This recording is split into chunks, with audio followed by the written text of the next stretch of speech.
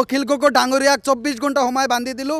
24 ঘণ্টা সময়ৰ ভিতৰত যদি অখিল গগৈ ডাঙৰীয়া নিজৰ সমষ্টিতে সংখ্যালঘু বা মিয়া মানুহ নিৰাপত্তাহীনত ভুগিব আমি দেখিবলৈ পাওঁ।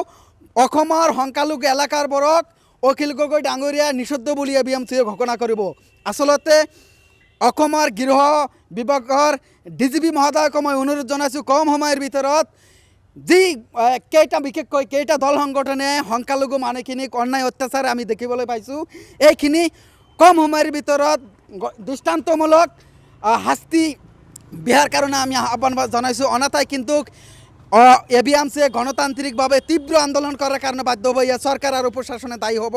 আচলতে আমি অসমত জন্মগ্ৰহণ কৰিছোঁ, আমি চুৰি পিন্ধা থকা নাই, আমিও বায়ু পানী মিহলাই অসমত আমি জীয়াই আছোঁ।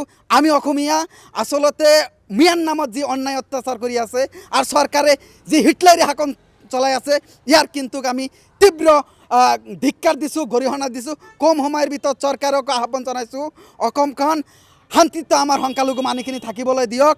উচ্ছেদৰ নামত বিভিন্ন প্ৰকাৰে আমাৰ মানুহখিনিক অন্যায় অত্যাচাৰ কৰি আছে এই চৰকাৰকো আমি সকীয়াই দিছোঁ আৰু বিশেষকৈ অখিল গগৈ ডাঙৰীয়াকো সকীয়াই দিছোঁ। কম সময়ৰ ভিতৰত নিজৰ সমষ্টিতে সংখ্যালঘু মানুহখিনি নিৰাপত্তা দিয়ক। অনাথাই কিন্তু 24 ঘণ্টা আমি সময় বান্ধি দিলোঁ। পিছতে কিন্তু আমি সংখ্যালঘু এলেকায় বিশেষকৈ অখিল গগৈ ডাঙৰীয়াক নিষিদ্ধ বুলি ABMCয়ে ঘোষণা কৰিব।